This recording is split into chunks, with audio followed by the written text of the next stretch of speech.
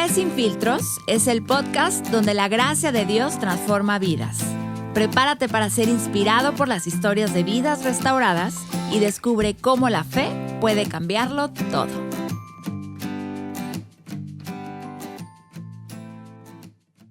Hola, bienvenidos. Qué gusto que estén acompañándonos. Gracias por darse este tiempo para escuchar y ver Fe sin Filtros podcast. El día de hoy tenemos una invitada muy especial que nos va a compartir su testimonio. Sabemos que Dios habla a través de las personas. Seguramente Dios te hablará el día de hoy a través de Abril Silva. Gracias, Abril, por acompañarnos en este segundo episodio.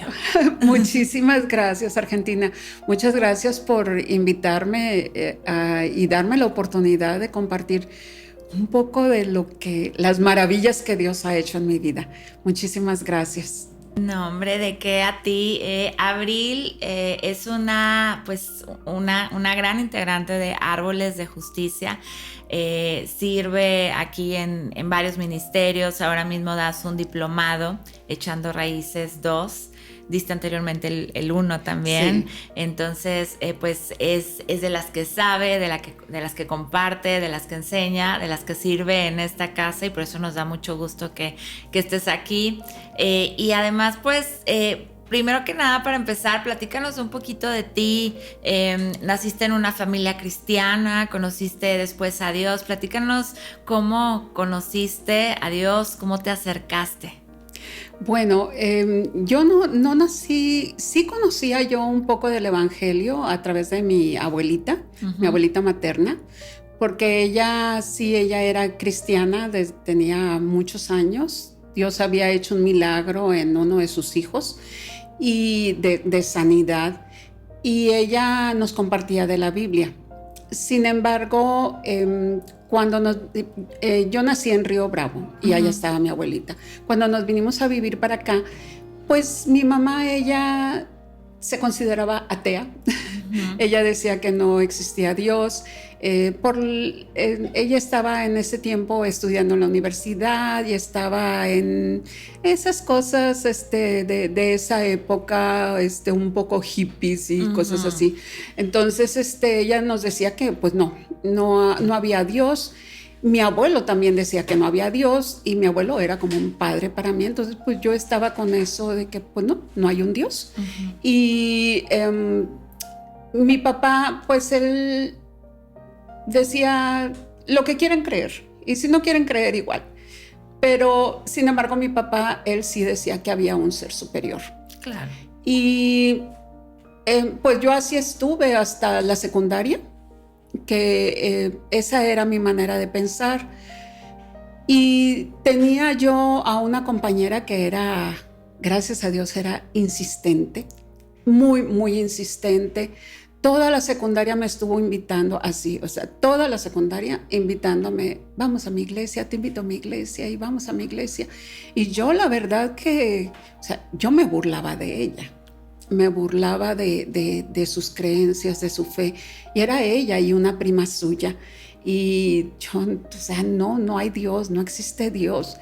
Sin embargo, entro a la preparatoria y me vuelve a tocar la misma compañera en la preparatoria. Dios te la volvió a poner ahí. Sí, y ella sigue insistiéndome. Y entonces nosotros fuimos de vacaciones íbamos a Acuña, Coahuila, porque ahí también vivimos. Fuimos nómadas por el trabajo de mi papá, y vivimos en Acuña, Coahuila, y ahí tuvimos un accidente fuerte. Y gracias a Dios que a mí no me pasó nada, pero sin embargo mi hermano, el que sigue de mí, él sí quedó un poco herido, mi mamá también. Y entonces fuimos a dar al hospital, y ahí entro en un choque con la fe, porque mi mamá dice: gracias a Dios que estamos con vida. Tu mamá, que era atea. Mi mamá atea, ¿no? Entonces para mí eso fue un choque, y como si se me hubieran venido todas las enseñanzas que me había dado mi abuela de chiquita, Estamos hablando que yo tenía como 6 años cuando mi abuelita me hablaba de la Biblia, me leía la Biblia. Y en ese momento yo digo, Dios, ¿dónde te he dejado? ¿Sí? Fue ese como un despertar de estar dormida por mucho tiempo. Y entonces regresamos a Ciudad Victoria aquí y le digo a mi amiga, ¿sabes qué? Voy a ir contigo a tu iglesia. Dije, pero nada más para dar gracias a Dios. Dije, y con la misma me regreso. Entonces mi amiga, pero oye, es que hoy tenemos ensayo de coro. Le digo, no, pues yo nada más voy a ir a la iglesia. Yo pensaba, dije, nada más voy a ir, me voy a sentar y voy a decir gracias. Y ya con la misma me voy. Y llego yo ahí y efectivamente estaba el ensayo del coro, iban a empezar a ensayar y empiezan a probar las voces. Y entonces me dicen a mí, a ver, el director me dice, a ver, canta. Y yo, es que yo no soy de esta iglesia, canta. Y entonces ya canto y me dice, eres soprano, vas para acá.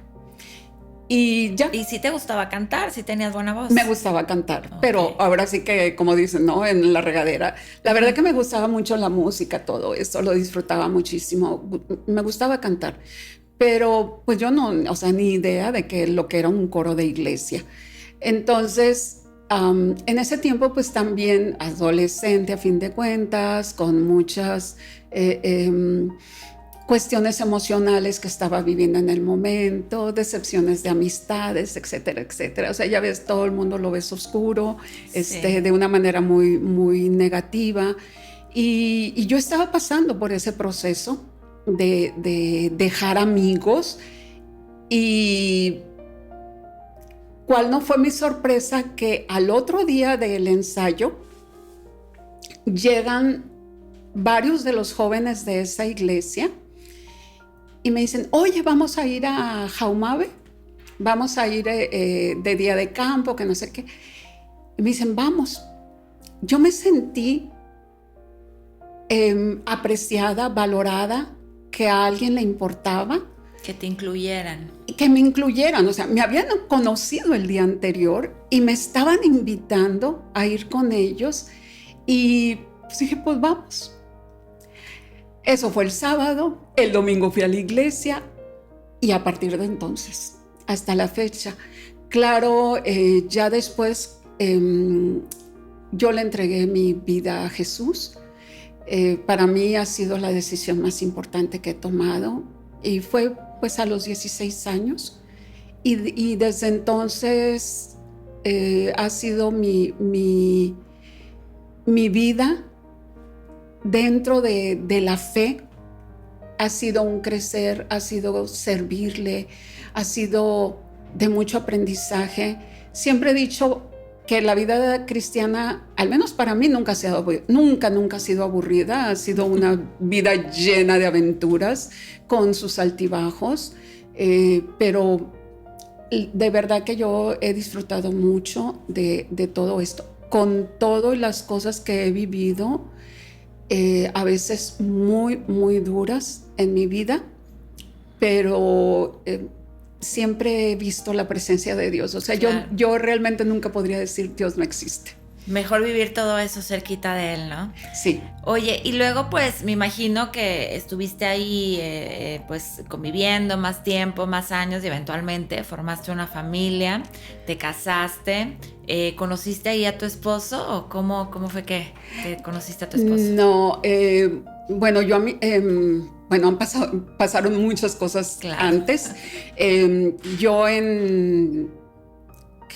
estudié periodismo y comunicación, pero como me fue muy bien en la escuela, salí muy aplicada. Entonces mi mamá me dijo, te regalo un viaje a donde te quieras ir.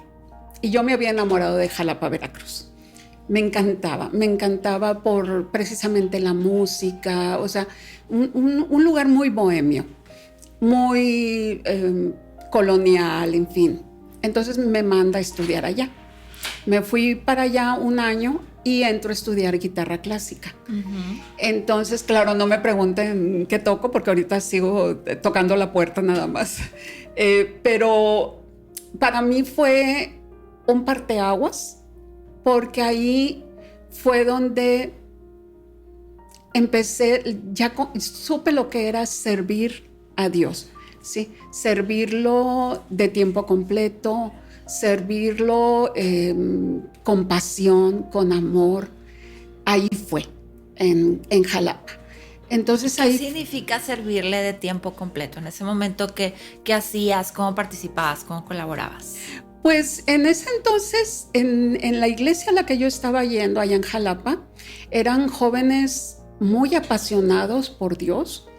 La verdad que a mí me impresionaron mucho, porque en la iglesia aquí nos reuníamos, pero más para socializar. Uh-huh. El domingo. Sí, el domingo, el sábado que nos juntábamos, pero era más socializar.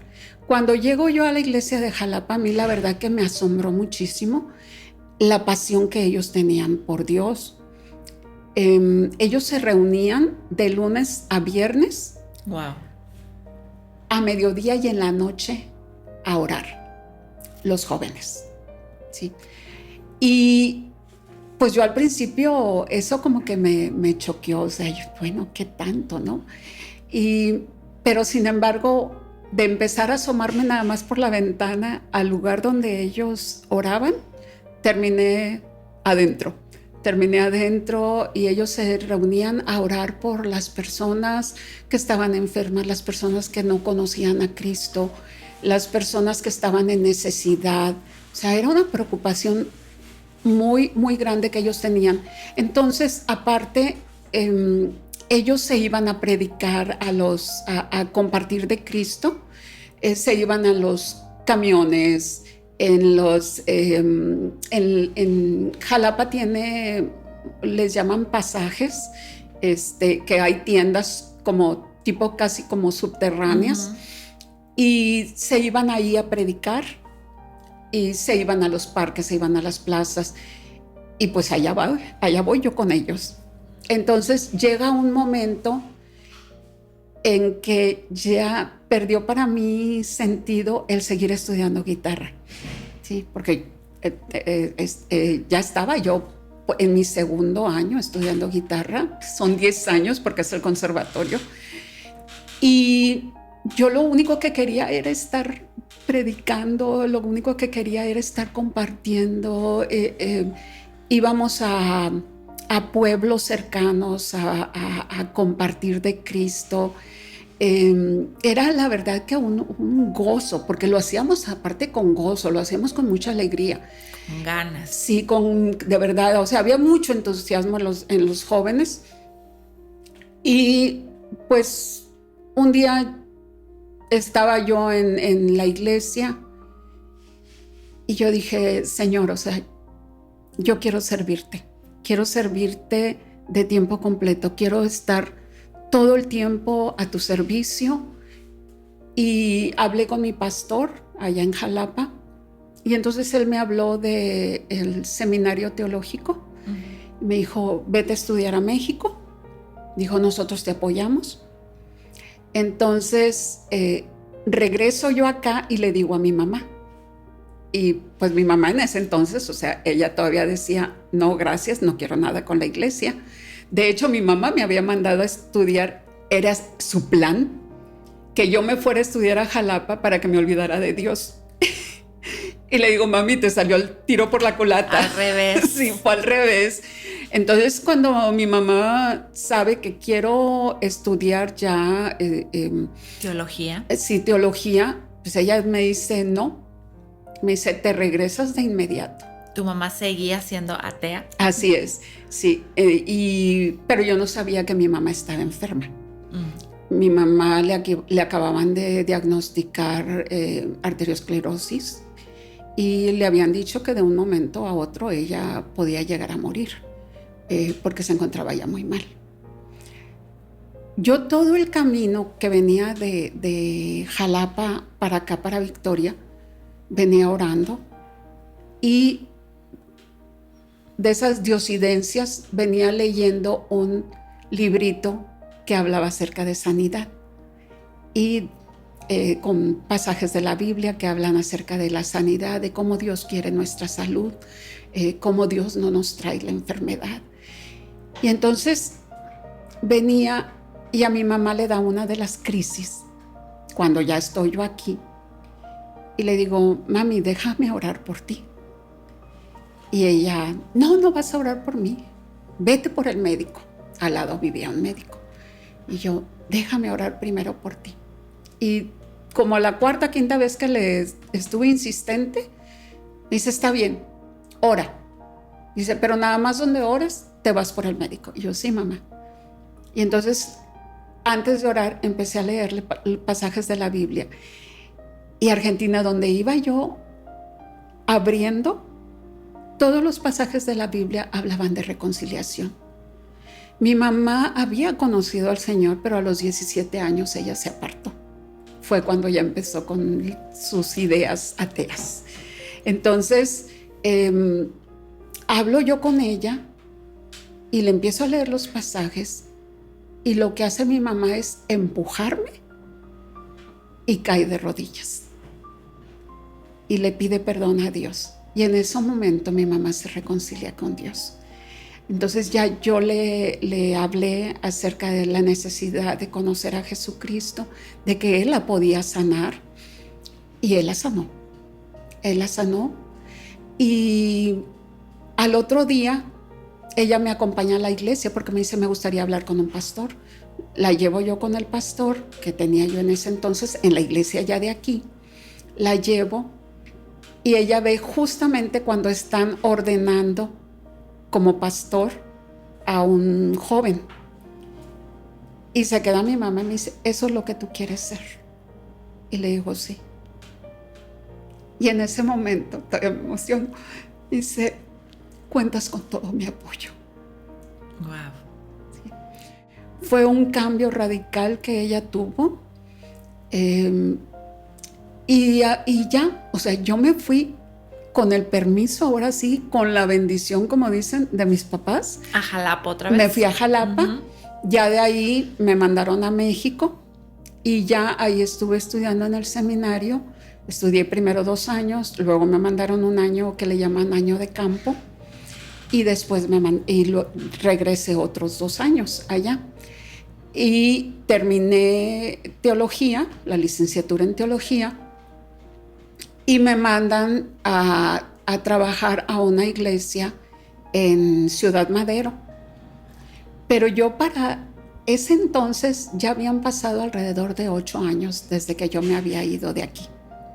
Entonces se presenta la oportunidad de que la iglesia de aquí me traiga, porque yo dependía de ellos económicamente. O sea, ellos es como si te contrataran. ¿Sí? Entonces hablo con el pastor de aquí y le digo, ¿me puedo ir a Victoria?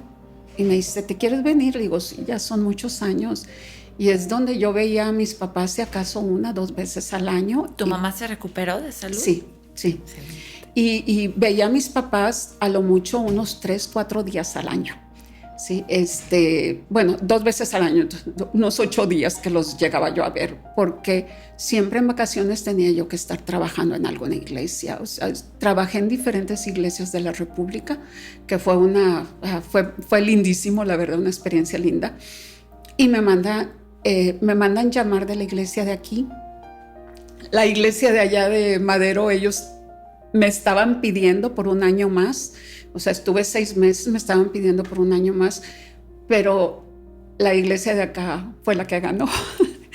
Entonces me vine, y de cuando me vine, como al medio año fue que conocí a mi esposo en un grupo de jóvenes, nuevamente, que se reunían a orar. Y ahí lo conocí. No fue flechazo. No fue amor a primera vista. Nos estuvimos tratando como amigos y todo, y ya después de 8 meses de estar orando, la verdad, yo venía de una experiencia, de una muy mala experiencia de una relación muy, muy mala, que eso es para otro. Sí. Y conocí a mi esposo. Yo obviamente no creía, no que no creyera en el amor, sino que no me sentía lista. Pero después de que, te digo, estuvimos orando los dos, el Señor nos confirmó a los dos a través de una misma palabra. O sea, él había orado por su compañera y Dios le dio una palabra. Yo había orado por mi compañero y Dios me dio una palabra. Y al estar los dos platicando, que bueno, ya empezábamos así como que, ok, me gustas. Uh-huh. Y en ese momento empezamos, él me pregunta a mí, me dice, ¿cómo sabes que Dios tiene un compañero para ti? Y ya yo le dije, porque el Señor me dio tal pasaje bíblico, ¿sí? Y es un pasaje de Cantares que dice, hallé al que ama mi alma. Lo hallé y no lo dejé ir hasta que lo metí a las cámaras de mi madre. Y entonces mi esposo se le empiezan a rodar las lágrimas. Y yo me quedé y le dije, ¿qué tienes? Y me dice, es que es el mismo pasaje que el Señor me dio cuando yo oré por mi compañera. Y de ahí pues estuvimos orando ya los dos como una semana, 15 días, algo así. Y ya nos hicimos novios. ¡Wow! Qué bonita historia de amor. Y vaya que la historia pues ya la tenía escrita, Dios para ustedes, sin duda.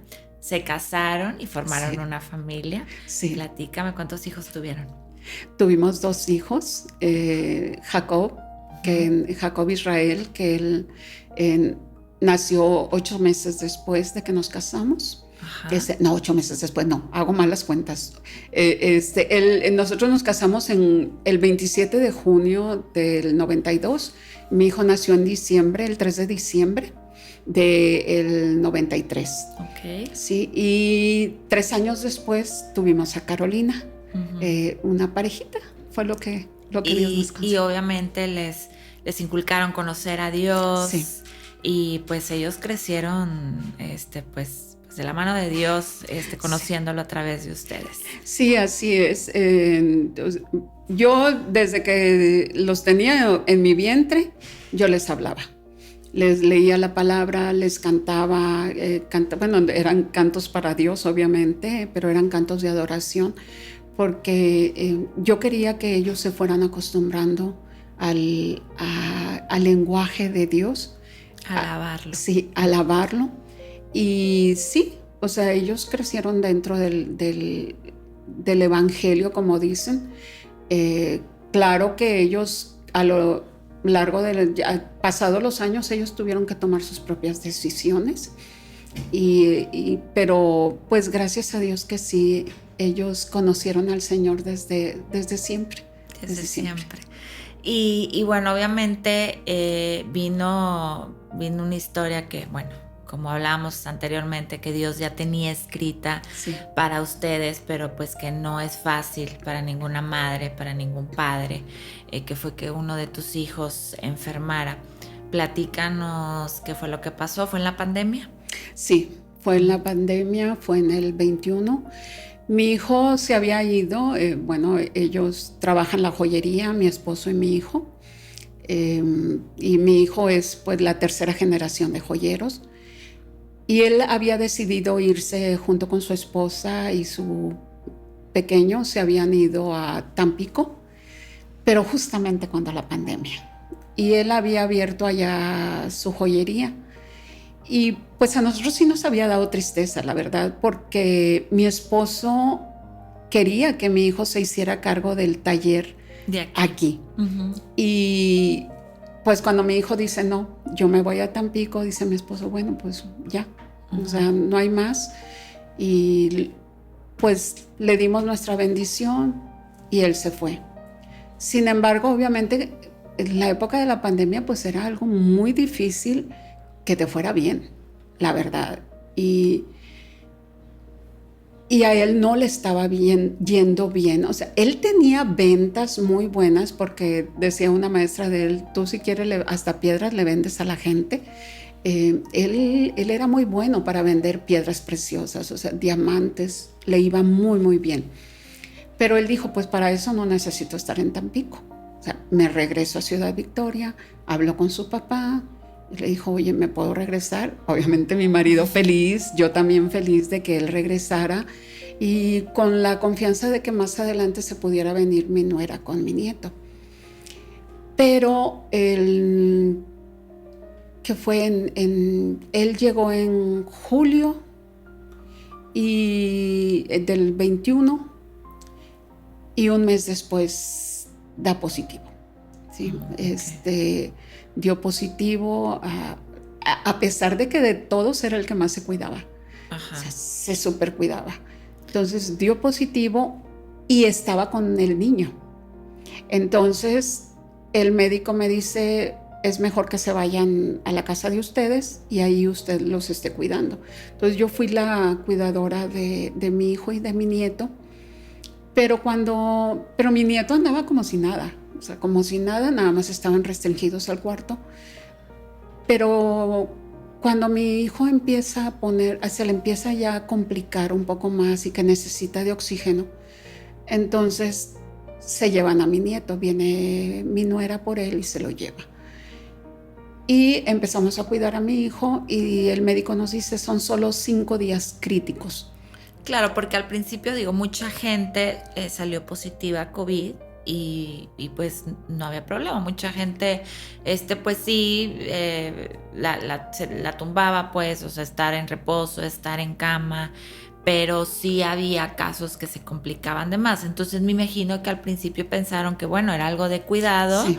Y pues rápido, o sea, se iba a recuperar eventualmente. Sí, sobre todo pues decías, es un muchacho joven, es claro. Un muchacho fuerte, que era lo clásico, ¿no? Que decían. Entonces, sí requirió de oxígeno, pasaron los 5 días, las personas aquí en la iglesia, amigos que tengo, o sea, la verdad tenemos muchísimos amigos que son pastores, o sea, amigos consiervos. Mi esposo y yo fuimos ordenados como pastores en el 93. Uh-huh. Entonces, amigos de diferentes partes, ellos tenían a su gente orando y estábamos creyendo, realmente creíamos que mi hijo iba a salir de eso y sano completamente, o sea, y que iba a ser nada más un evento en su vida. Y pasan los 5 días, nos dice el médico, ya pasó el peligro, ya nada más unos 3 días más y él empieza ya su rehabilitación porque uh-huh. Todo el tiempo estuvo en reposo. Entonces los pulmones, pues todo el sistema... ¿Estuvo intubado también? No, solamente con el oxígeno. Solo con oxígeno. Sí, pero todo el tiempo en la casa. Uh-huh. Entonces... pasan esos días y mi hijo empieza a hacer la rehabilitación todavía con el oxígeno. Y el médico dice 3 días más y ya lo doy de alta. Entonces, pues nosotros uh-huh. Felices, ¿no? Yo ya, la verdad, ya estaba harta. O sea, ya lo que yo quería también era salir porque yo también estaba prácticamente encerrada ahí. Uh-huh. Y ya dije, ya mi vida, 3 días más y ya. Y... el 9 de septiembre, él me llama en la madrugada, me manda un mensaje en la madrugada. Y desde la recámara donde estaba él. Desde su recámara. Y me dice, quiero agua. Fui, le llevé agua. A las 6:30 de la mañana me llama. O sea, no me mandó mensaje, me llama. Esto estaba ya en los 3 días posteriores a los 5. De lo que se supone uh-huh. Que iba a ser ya para que le dieran el alta. Uh-huh. Y me llama y me dice, ven, pero me lo dice muy suave. Y le digo, ¿qué pasó? Le digo, necesitas que vaya a ayudarte con algo. Y me vuelve a decir muy suave, ven. Entonces ahí fue donde me di cuenta de que algo malo estaba pasando. Le hablo a mi esposo, lo despierto, le digo, algo le está pasando a Jacob. Fuimos al cuarto, prendo la luz y mi hijo estaba completamente blanco. Y pues el tanque de oxígeno siempre estaba en el 4 o 5. Lo subimos al máximo, le llamo a su médico. El médico llegó en unos 15 minutos, 20 minutos. Y de ahí empezó la lucha por la vida de mi hijo. Y pues a eso de las 12 de la mañana, del mediodía, él partió con el Señor. Ese mismo día. Ese mismo día. O sea, fueron en cuestión de 6 horas. un día antes físicamente estaba bien. Sí, de hecho yo lo había bañado, porque él no debía de hacer muchos movimientos para no agitarse. Lo había bañado, él había estado haciendo sus ejercicios, ya en la noche había hecho su primer comida normal, porque llevaba una dieta especial, y de hecho la comida ni siquiera comió. O sea, probó muy poquito, lo único que quería era bebidas. Y sí, o sea, fue algo muy rápido. De hecho, ya cuando llegaron los paramédicos, mi esposo cree que mi hijo ya había partido. ¿Sí? Él ya se había ido. Y pues pasaron unos momentos que tuvimos de completo silencio. Cuando mi hijo se fue, la casa se inundó de paz. No sabemos qué fue, pero todo fue una paz que hubo en la casa, y en ese momento yo sabía que ya él había partido. Ya nada más salí, vi que mi esposo estaba abrazado del médico, y ya mi esposo volteó y ya nada más me dice, ya se fue. ¿Sí?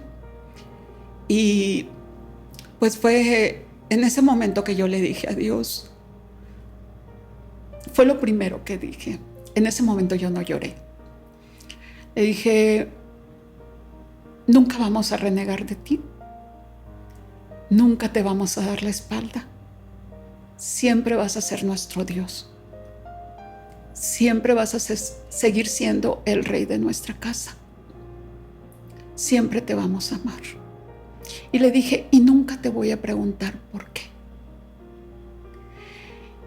Y de ahí ya empezó la gente a llegar y todo eso.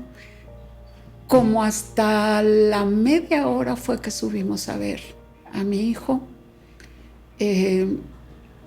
Bueno, dentro de nuestra fe, tú sabes, nosotros creemos, porque la Biblia lo dice, creemos que Dios no solo puede sanar, sino que también puede resucitar a los muertos.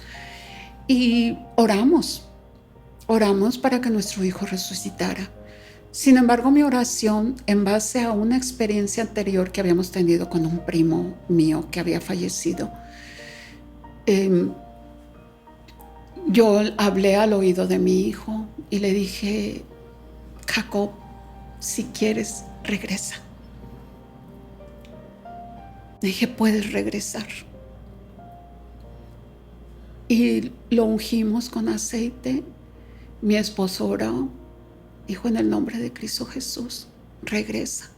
Pero también él dijo, si quieres hacerlo. Y sentimos que no, que nuestro hijo, él había tenido un encuentro con Dios muy bonito semanas antes. Entonces estaba en un enamoramiento con el Señor. Estaba disfrutando muchísimo de sus tiempos de oración, de adoración, como nunca los había tenido. Entonces nosotros sentimos que él dijo no.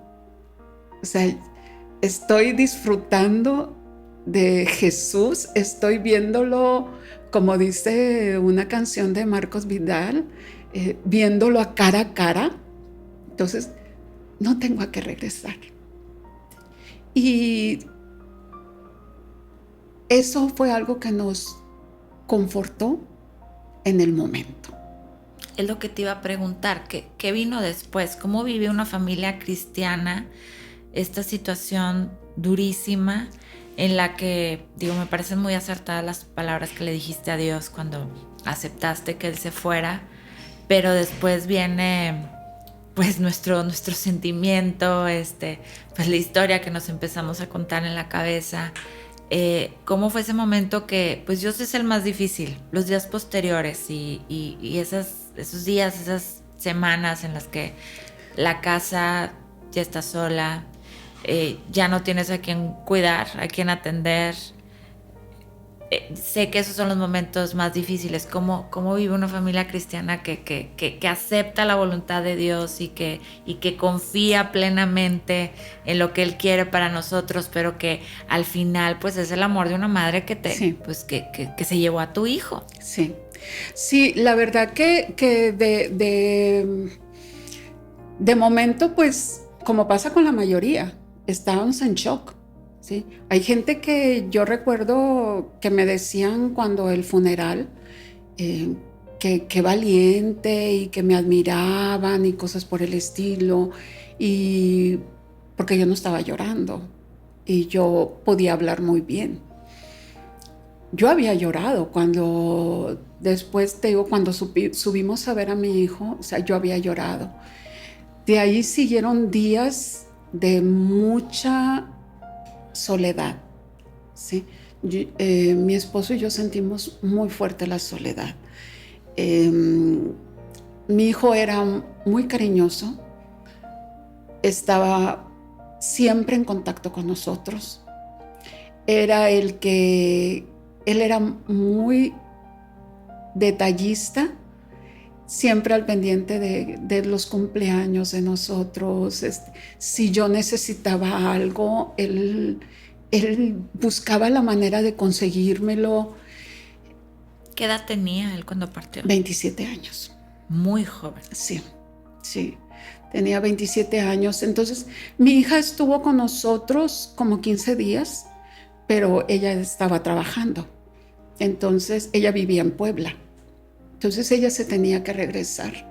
Entonces los primeros días, pues sí, cuando estuvo nuestra hija, pues igual, o sea, había un cierto consuelo. Pero después ya nos quedamos solos, mi esposo y yo, y fue lo difícil. Uh-huh. Y fue también el empezar, o sea, ya habíamos tenido nosotros duelos anteriormente, pero este era la primer pérdida que ahora he aprendido, es la pérdidas significativas, la primer pérdida significativa que teníamos. Y sí, yo llegué no a cuestionar a Dios, pero sí a enojarme. Me enojé con Dios. Mi esposo sí se enojó, pero menos que yo, pero yo sí me enojé. Yo había veces, Argentina, en que le gritaba yo a mi hijo. O sea,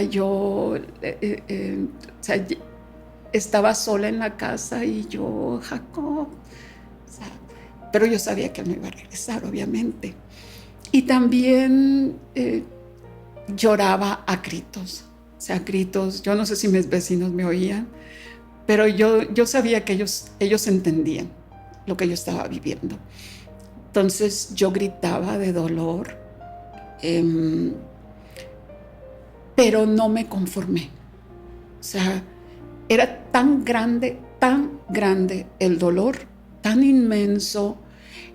Te sientes que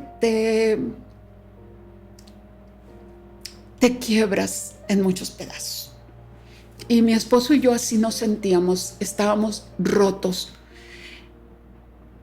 Y en ese tratar de armarnos nuevamente, faltaba un gran pedazo. Y sabíamos que ese pedazo no iba a regresar.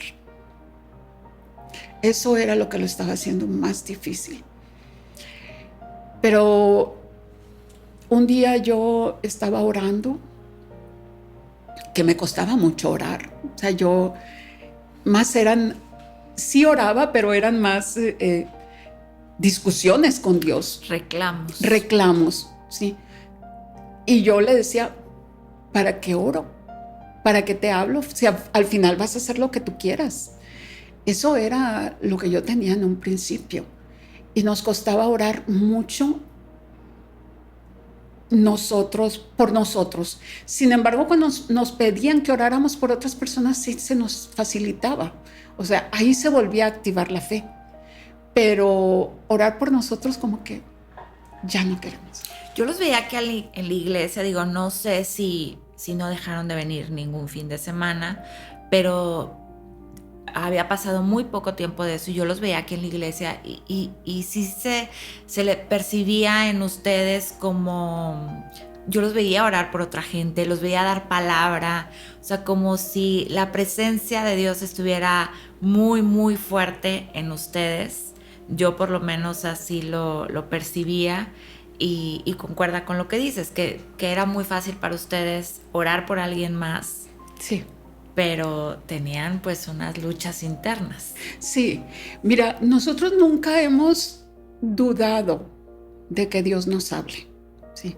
De que no solo a través de la palabra de Dios, sino que hay diferentes maneras en que Dios nos habla y claro, todo se confirma con la palabra de Dios. Si hay algo que no, pues que contradice, entonces no lo aceptamos. Pero era como cuando en una familia que no le quieres hablar a tu papá o a tu mamá de repente, o sea, no quiero hablar contigo, estoy enojado, pero ahí está, tú sabes. Entonces nosotros sí sabíamos que Dios estaba con nosotros, podíamos sentir su consuelo, podíamos sentir su paz, podíamos sentir su consuelo a través de personas, pero era eso, o sea, no quiero hablar contigo. Sí, era lo que teníamos. Sin embargo, seguíamos siendo obedientes cuando Él nos decía que diéramos una palabra de parte suya a alguien necesitado. Lo hacíamos, porque si hay algo que tenemos es que mi esposo y yo por muchos años hemos sido obedientes a cuando Dios nos dice, habla, tenemos que hablar. Sí. Entonces, sí, al principio para mí fue muy difícil, no fue... hay gente que me decía, no, es que cómo te vas a enojar con Dios, es una blasfemia. No, si yo hay algo que agradezco y que yo he aprendido aquí en Árboles de Justicia, es que Dios es mi papá. Claro. Y me encantó lo que dijiste ahorita. Es como alguien, cuando te enojas con alguien de tu familia, pues sigue siendo tu familia y pues nada más no le hablas. Como sí. Pues es tu papá, pues como que ya te vas a sentar a comer con él en la mesa. Sí. A lo mejor no con la mejor actitud, pero es tu papá, lo vas a seguir obedeciendo. Sabes que sigues viviendo con él, que está presente, pero no le quieres hablar y estás enojada y creo que es válido. Sí, y él no te deja de amar. Claro. Sí, él no deja de amarte. Eso para mí fue, o sea, esa es la confianza. Uh-huh. Cuando hay una relación genuina con Dios, cuando no hay religiosidad, ¿sí? Cuando... Temor. Es temor más como miedo, uh-huh. ¿sí? No el temor de respeto, uh-huh. de obediencia, sino que, o sea, nosotros no le tenemos miedo a Dios. Lo amamos, lo respetamos, lo honramos. Pero en esa confianza que tenemos con Él como papá, yo era lo que pasaba en esos momentos por mí. Entonces, mi esposo y yo seguíamos orando. Teníamos un cuarto que le llamamos como el cuarto de guerra, uh-huh, que se dice de intercesión. Entonces, habíamos hecho un cuarto que antes era de cachivaches, de cosas, y lo habíamos hecho como un cuarto de oración. Y todos los días mi esposo y yo nos reuníamos a orar ahí. Y todos los días yo le decía a Dios, o sea, sigo enojada contigo, pero te amo. ¿Esto posterior a la partida de Jacob? Sí, uh-huh. Sí. ¿Antes de eso no tenían el cuarto de guerra? No. Fue posterior. No. Es un buen instrumento, ¿no? El cuarto de guerra. Sí, la verdad que sí. O sea, es de las cosas que te ayudan en tu proceso de duelo.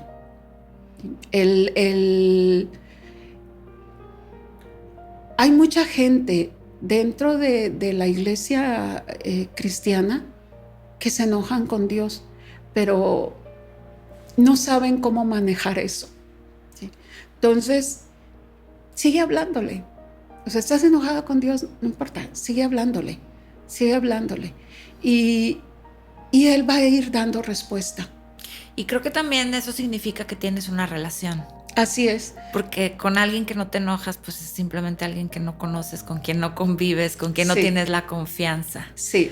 Ahorita hablabas, Abril, de que Dios te habla y que has sido obediente en cuanto Dios te manda un mensaje, pues dárselo a una persona. ¿Cómo es eso de que Dios te habla? ¿Qué significa? ¿Es como un don, un regalo de Dios? ¿O qué es esto? ¿Qué significa que Dios te hable? Bueno,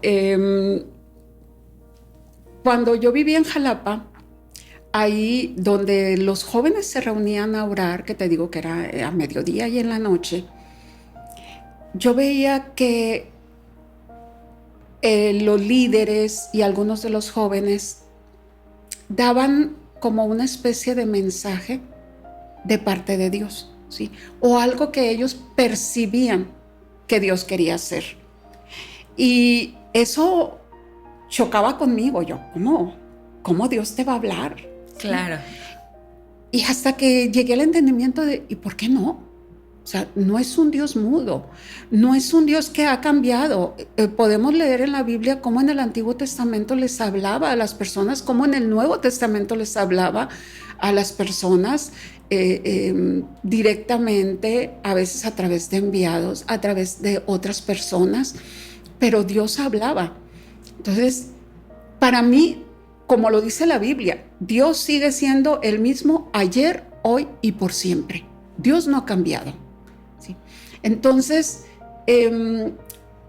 hubo un día en que yo le pedí al Señor que me diera el Espíritu Santo. Yo quería el Espíritu Santo, que se conoce como el bautismo del Espíritu Santo. Yo quería tener algo más, sabía que había algo más.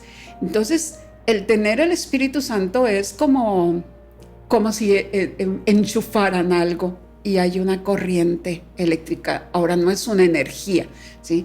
Quienes creemos en Dios, creemos como Trinidad, Dios Padre, Dios Hijo, Dios Espíritu Santo. Entonces, yo creía en Él. Y recibo lo que le llaman el bautismo del Espíritu Santo a través de una oración que hicieron por mí. Pero yo en ese momento creí, mi líder dijo, se recibieron varios dones, pero él se refería a la gente en general, el montón de jóvenes que había allí, éramos como 30 jóvenes. Cuando él dice, se recibieron varios dones, él decía, hubo para todos. Cuando él dice eso, yo dije, esto es mío. O sea, yo tomo esta palabra para mí. Yo lo quiero. Sí, entonces yo dije, yo recibí varios dones. Entonces, empiezan a ocurrir cosas en mi vida, muy rápido, en ese lapso. Empiezo a percibir que se me hacía fácil, y espero no asustar a la audiencia, pues se me hacía fácil interpretar sueños, ¿sí? Y no sueños como el libro de los sueños y no sé qué, no. Sueños que venían de parte de Dios, que gente tenía a veces como advertencias, a veces de cosas que les iban a pasar a las personas o a alguien cercano. Y el Señor me decía, esto y esto es lo que va a vivir la persona. Y efectivamente, ¿sí? Te cuento de una vez porque fue con lo primero que empecé, una persona me cuenta un sueño, me dice, fíjate que soñé esto y esto y esto, acerca y vi a mi hermano herido. Y entonces yo le dije, ¿sabes qué? Tu hermano va a tener un accidente muy fuerte, donde su vida va a estar en peligro, pero él va a salir bien y a partir de entonces él se va a acercar al Señor. Era un accidente de avión. Yo no conocía a su hermano y solo a ella la conocía, ella vivía en Coatepec, y su hermano, yo no sabía que él estaba estudiando en la naval y él estaba estudiando para piloto y tuvo un accidente. Pero pasado el tiempo, no fue inmediato. Pasado el tiempo, nada más yo lo que le dije es, tienes que orar por tu hermano. Dije, pero él va a estar bien. Pasado el tiempo, ocurre ese accidente y entonces nos volvemos a encontrar ella y yo. De hecho, ella me llegó a contar eso ya cuando yo estaba casada. O sea, ya para esto ya habían pasado más de 10 años. Wow. Y ella me dice, ¿te acuerdas aquel sueño que tú me interpretaste? Dice, claro, o sea, es Dios. Entonces me cuenta lo que pasó. Y me dice, y mi hermano a partir de entonces, dice, se acercó a Dios. Dice, y es hasta la fecha. ¿Sí? Y él sigue siendo piloto. Dice, pero él a partir de entonces conoció al Señor. ¿Y cómo te sentiste tú? ¿Te asustó o fue como una confirmación para ti de que efectivamente habías recibido? Fue una confirmación, porque ya para esto, o sea, ya han pasado diferentes cosas y otras experiencias que hemos tenido y fue una confirmación. Ahora, dentro de eso de Jalapa, cuando yo estaba allá, en cierta ocasión, el Señor empieza a dar un mensaje, pero a través de lenguas o otros idiomas, que también viene en Primera de Corintios 12 y 13 y 14, creo, y empieza a dar un mensaje a las personas. Y no estaba la persona que tenía el don de interpretación de lenguas. Los que no sepan, en serio, les invito a que busquen en 1 de Corintios 12 y ahí lo van a encontrar. Entonces dice mi líder, yo me quedé y dije, Josué dijo esto y no está quien interpreta. Y en eso mi corazón empezó a latir, que parecía que se me iba a reventar. Y nada más oigo que dice mi líder, habla, hermana, no tengas miedo. Y en ese momento yo abro la boca y empieza a salir el mensaje. A interpretar. A interpretar. Esa fue otra de las formas. Por muchos años fue así. O sea, un mensaje en lenguas y la interpretación. Hasta que un día le dije al Señor, Señor, ya no quiero yo así. Te digo, pero es la confianza, la relación que tú tienes con Dios. Le dije, ya no quiero así, porque en lo que estoy dando la interpretación se me olvida después. Y yo quiero recordar los mensajes. Y entonces fue cuando empecé a recordar. Empecé ya no a hablar primero en lenguas, en otro idioma, sino que empecé a dar el mensaje ya directo. Sí, o sea, completamente en español. Y después le dije, también se me olvida cuando lo doy el mensaje así. Dije, ¿me puedes dar otra manera? Y entonces ya empecé a tener lo que es visión, empecé a ver, ¿sí? Y es una manera en que se reafirma. Mi esposo fue después de mí. O sea, porque él tiene mucho menos tiempo de ser cristiano que yo. En una ocasión yo estaba en la iglesia donde íbamos y a mí era como el Señor me daba palabra, o sea que yo percibía de parte de Dios dar palabra y subía y casi cada domingo y bajaba y daba una palabra que bueno, dentro de nuestra iglesia le llamamos una palabra profética de parte de Dios, que siempre tiene que ser corroborada con la Biblia, nunca contradecirse. Nunca podemos dar una palabra nada más por nuestras pistolas, ¿no? O sea, entonces un día el Señor me dice, ya no te voy a usar a ti. Y yo, ¿cómo? O sea, pero yo he dado palabra por más de 10 años, ¿cómo no me vas a usar? Y él me dice, ahora voy a empezar a usar a tu esposo. Dice, tú vas a empezar a menguar. Dice, y él tiene que levantarse. Uy, no, yo lloré. Lloré. Me sentaba en las escaleras de la casa en la madrugada y me ponía yo llorando. Y Señor, ¿por qué me desechaste? Ya no te voy a servir, ya no me quieres, soy inútil, en fin, muchas cosas que vienen a la mente.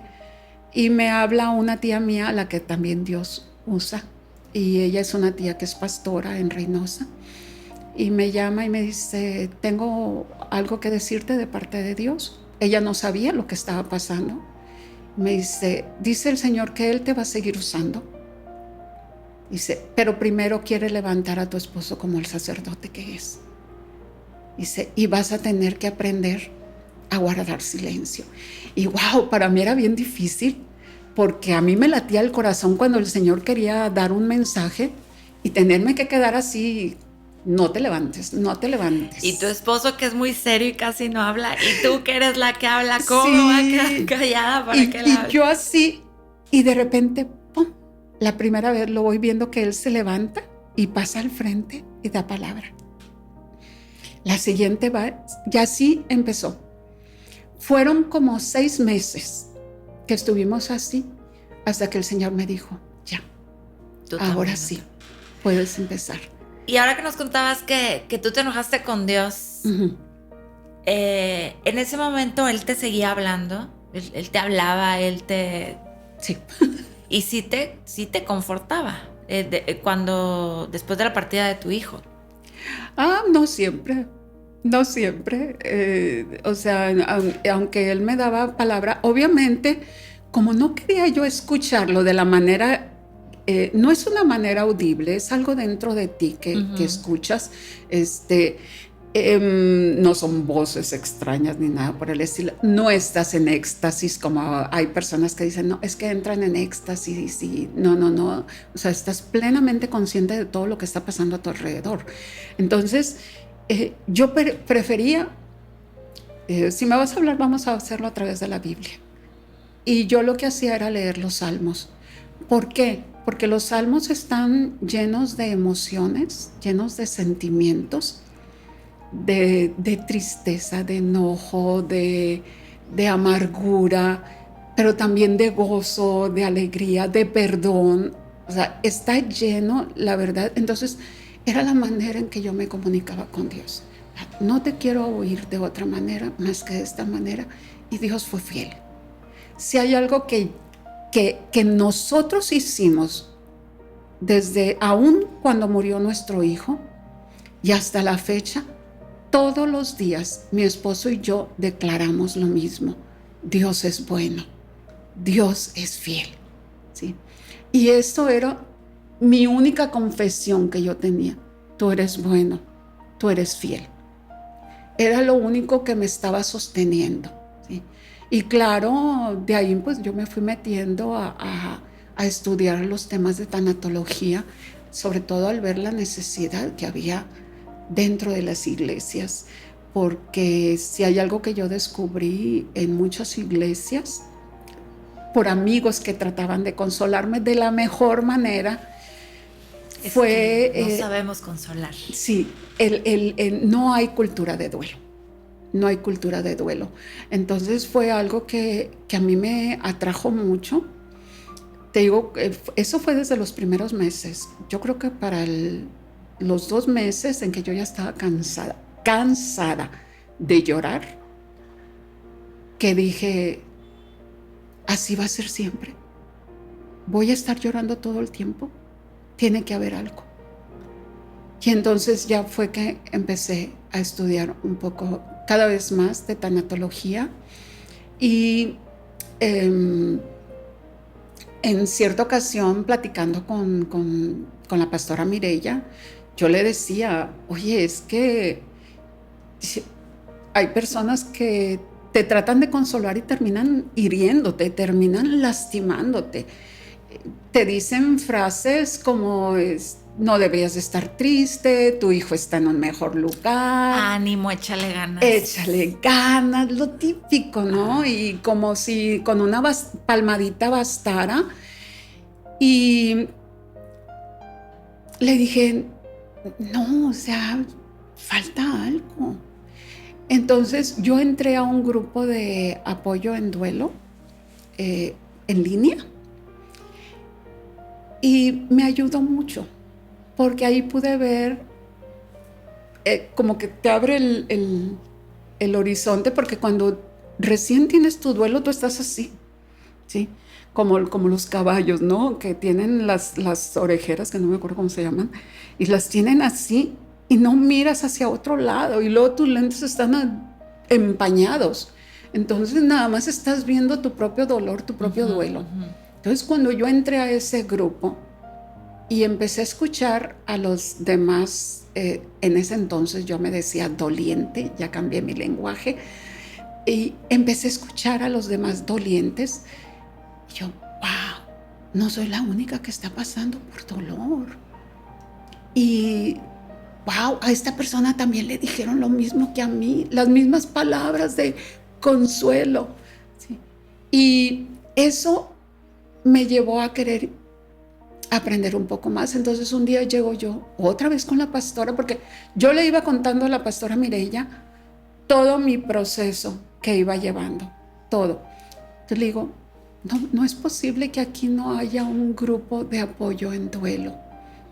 No es posible que nosotros, los hijos de Dios, que deberíamos de tener la solución para las personas, de ser luz. Sí.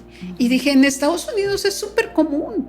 En casi todas las iglesias encuentras un grupo de apoyo en duelo o apoyo para adicciones y cosas diferentes, y aquí no.